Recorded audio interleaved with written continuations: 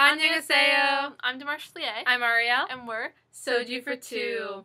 Okay, so this is going to be our review of Goong S, or Yes. Princess Hours. Or Prince Hours. Prince Hours, sorry. Yeah, Yes. Prince Hours. So this is the one with Seven. So Seven plays the prince. And then we have Ho Yi-jae plays Yang Sune. And then Kang Do plays Lee-jun. Park Shin-hee plays Shin Se-rung. And then Myung Se-bin plays the queen. And then I want to have a side note here for Mark Andrew Jordan, who plays Alexander. Good special edition. He's a really small character, but I really enjoyed him. He made a big impact on her. Exactly. Okay, so we'll get to the characters. So this one, if you've seen Goong, I'll put the link to our review for that down here. Princess Hours. Yeah. And obviously this was the one that, like, everyone knows about, right? And then Goong S is one that's probably a little, it's not quite as well known.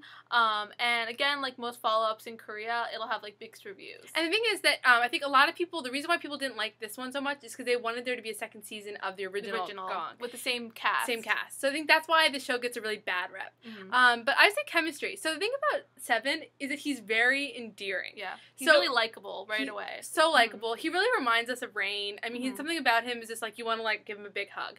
And then the main female lead, I think she was really like fun and someone that you wanted to like get to know, and she was sort of like spunky. So I like that about that. And what's interesting is we haven't really seen her in anything else. Yeah. So she was like a fresh character for us. I mean, and after seeing so many dramas, it's interesting to see someone new. Fresh face. And then Park Shin-hee, and she has a much minor, much more minor role in this compared to obviously how big she is and like You're Beautiful and lots of other dramas. And the funny thing is too, she's the bad girl here. So that's like really funny because it's like we're so not used to seeing her. No, we're like she's the one you want to like always. Yeah. So it's interesting to see her as sort of like the other girl. Yeah, exactly. And then we have the other prince, who not my favorite prince. Yeah. We prefer Yul from the original because he was more compelling for us as sort of an interesting round out love triangle, whereas this one is. I mean, I need to mention how he gets a kiss like in the first episode. I mean, he's pretty good about that. But for a show that doesn't have a lot of kisses, but anyway, they really tricked you. They trick you with that one. Okay, so love triangle. So yeah, it's the same story basically as the first Goong. So there is a love triangle. Yeah, it's just reverse of the boy being the one who's he doesn't realize he's a prince until later on. And instead of having like the plot being about like a marriage pact, and that's how the commoner comes in. The pact, this one's actually about a prince who grew up outside of the palace, not knowing he was a prince because his mother was sort of in exile. So this one... And he grows up as like a delivery boy. I mean, to us it kind of reminded us of Coffee Prince in the beginning, sort of how he's like doing all these different odd jobs and that kind of idea. And it was quirky. I mean, it was kind of cute because it felt like he's like noble, like noble blood, but he's like a common person. So it's actually kind of like a prince for the 21st century, this like... really cool character. But I still think we liked the first one better because we liked that marriage pact. I mean, that was really cute. But this was, I think it was still like a kind of semi-believable plot. Was a real Cinderella story, though. Yeah. And that sort of idea of becoming a prince and whether or not you have that heredity from being a regular person. Exactly. So, I mean, it's something we were familiar with in the plot. But okay, so mistaken identity, misunderstanding. So his identity was a big issue in this one. There's lots of misunderstandings between sort of like little things that happen in the palace, and the girl's constantly getting in trouble. Frankly, I don't know how she kept her job. I know, and there's a lot of funniness with that. I mean, that brings a lot of humor, and obviously there's a darkness to it, but I feel like this one is lighter sort of overall than the first one, and maybe that seriousness or lack of seriousness is a reason why this one might not have been as popular. Especially with like the bad characters. In the original, the sort of the queen, the mother of Yul, she was really vindictive. Yeah. And in this one, you have some like evil characters, but I didn't feel like the bad guy was as, like... They're not as memorable. Yeah. As, like, a wicked character. Definitely. Okay, so bad guy turned good. So, he's never really a bad guy, and they're not. I guess Park Shin-hee character maybe is the most like that. In the end, she sort of, like, does realize she becomes a teacher, like, she becomes...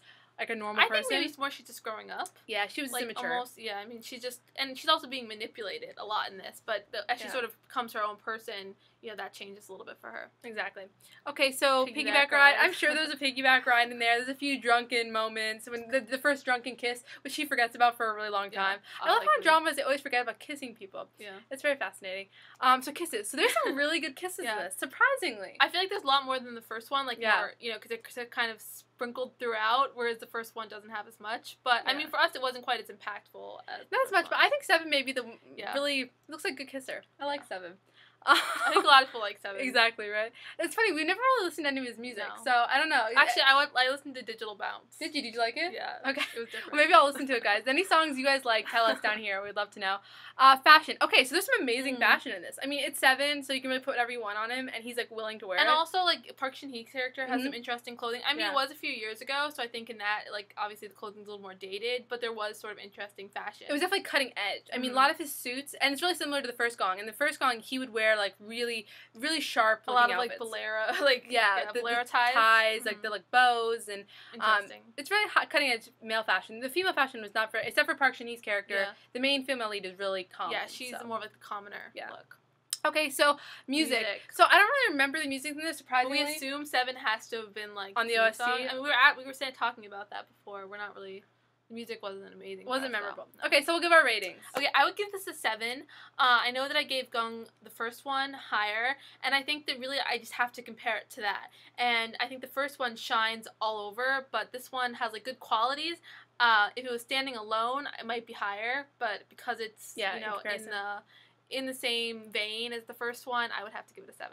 I'll give it a 7.5, guys. I think this was really cute. I think 7 really deserved more credit than he got for this.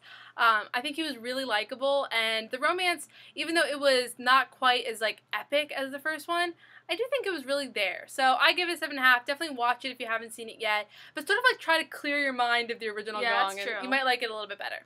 All right, thank you. Bye guys.